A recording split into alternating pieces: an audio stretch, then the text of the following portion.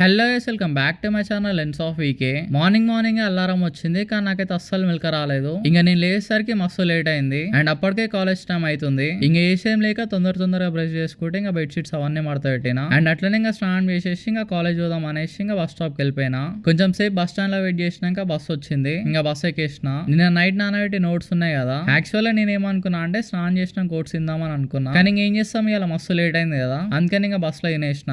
ఇంకా కాలేజ్ కి రీచ్ అయినాక మన రెగ్యులర్ స్పాట్ కి వెళ్ళిపోయి ఈ రోజు అయితే మస్తు చిల్ అయినా. అండ్ అట్లనే రేపు August 15 కదా, ఫ్లాగ్ హోస్టింగ్ చేస్తానికి అవన్నీ క్లీన్ చేస్తున్నారు. ఈవినింగ్ ఇంటికి పోయినాక ఈ రోజు నోట్స్ రాసే మస్తు ఉన్నాయి. సో ఇంకా అవి రాద్దాం అనేసి స్టార్ట్ చేసిన.